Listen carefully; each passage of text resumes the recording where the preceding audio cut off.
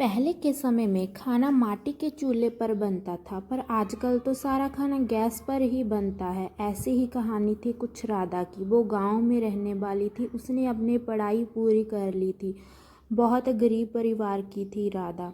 उसकी पढ़ाई पूरी करते ही उसके मम्मी पापा को उसकी शादी की चिंता होने लगी।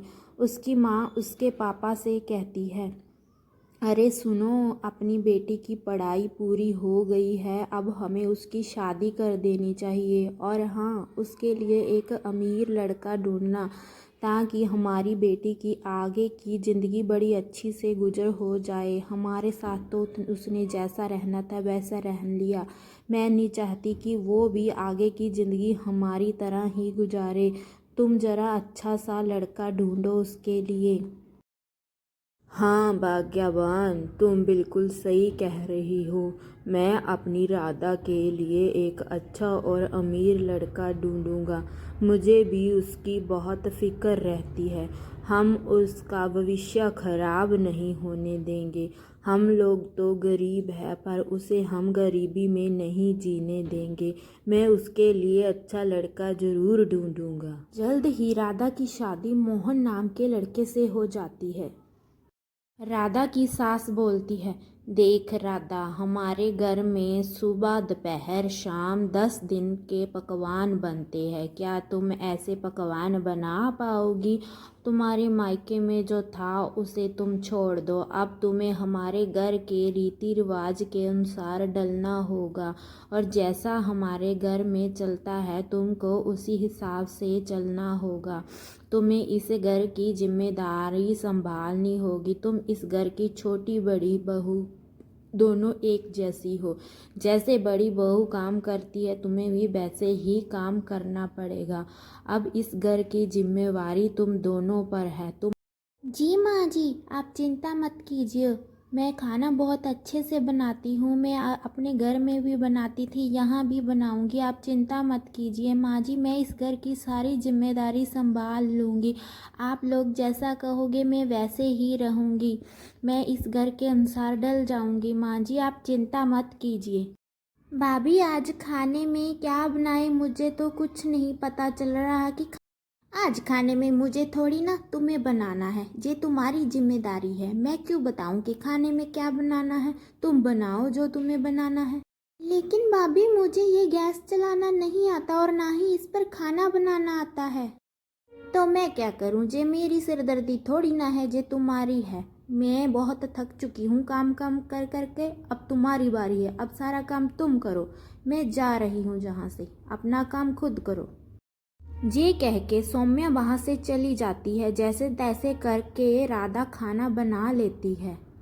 राधा की सास और उसके पति को खाना बहुत पसंद आता है। उसकी तारीफ होते देखकर सौम्या चिढ़ जाती है और बड़बड़ाने लगती है, ये कैसी औरत है? इसने आते ही सबका दिल जीत लिया है। मैं इसको नीचा दिखा के रहूँगी। मैं इसको छोड़ूंगी नहीं। सौम्या अपने कमरे की ओर चली जाती है सीढ़ियाँ चढ़ के, और सोचती है कि अगर मेरी सास मर जाए तो सारा काम ठीक हो जाएगा। बस मेरी सास जल्दी से जल्दी मर जाए, मैं इस घर में राज करूँगी। ऐसा बोलते हुए सौम्या अपने कमरे में चली जाती है। दूसरी ओर राधा सोचने लगती है कि अब उसके अच्छे दिन आने वाले हैं। उसके घर से सारी तकलीफ जाने वाली है। पर नियति को कुछ और ही मंजूर था। एक दिन उसकी सासू माँ बीमार हो गई। उसे हॉस्पिटल में ले जाया गया और उसकी मृत्यु हो गई।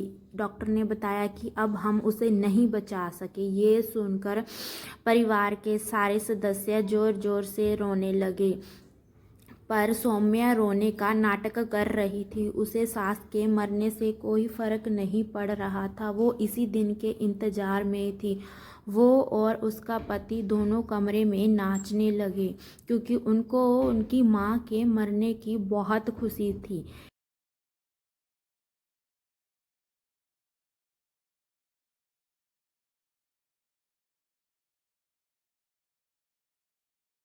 इतने में सौम्या का पति सौम्या को बताता है कि उसने कागजात तैयार कर लिए हैं।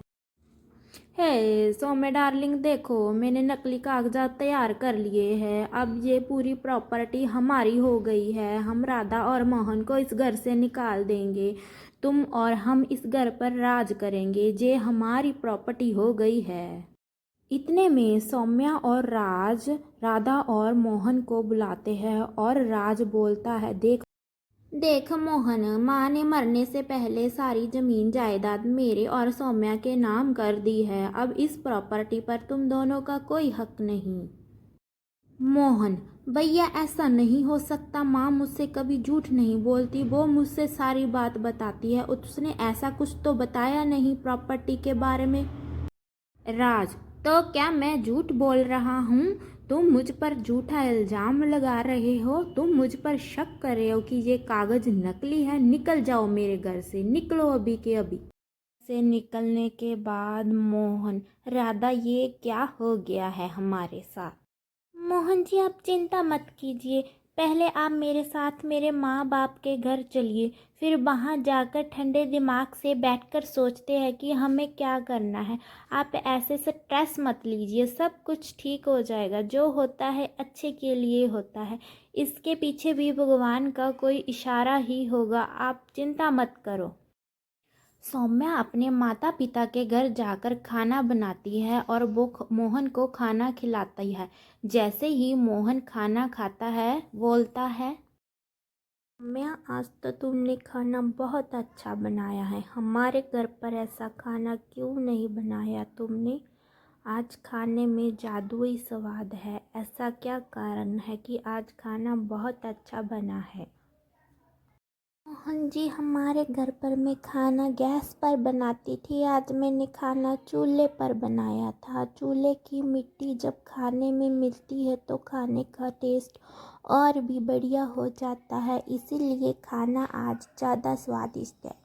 हमारे हाथ के खाने में जादुई स्वाद है, इसलिए हम अपना ढाबा खोल लेते हैं और आर्थिक स्थिति भी सही हो जाएगी।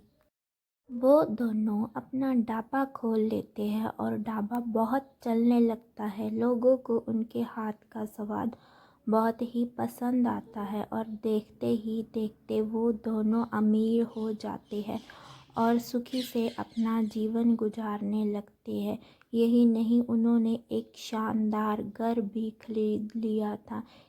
अब वो दोनों खुशी से अपना जीवन गुजार रहे थे। उन्होंने अपने ढाबे को एक रेस्टोरेंट में बदल दिया। उनके रेस्टोरेंट में एक आदित्य नाम का वकील आया और उन्होंने राधा और मोहन को सलाह दी कि वो कानून की सहायता लेकर अपना हक वापस ले सकते हैं और सौम्या और राज को सज़ा दिलवा सकते हैं। इसमें आदित्य उनकी मदद कर सकता है।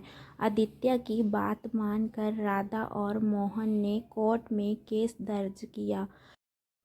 कोर्ट में दोनों पक्षों ने अपनी अपनी दलील दी। पूरी देर जद्दोबहस के बाद पर सच की जीत हुई। राधा और मोहन की जीत हुई। उन्हें अपना हक वापस मिल गया और राज और उसकी पत्नी सौम्या को जेल हो गई, क्योंकि उन्होंने प्रॉपर्टी के फर्जी कागजात बनाए थे। इसके बाद सौम्या और राज को उनके घर से निकाल दिया गया और जेल हो गई। राधा और मोहन खुशी खुशी अपना जीवन व्यतीत करने लगे। सच की हमेशा जीत होती है और आज साबित हो गया था।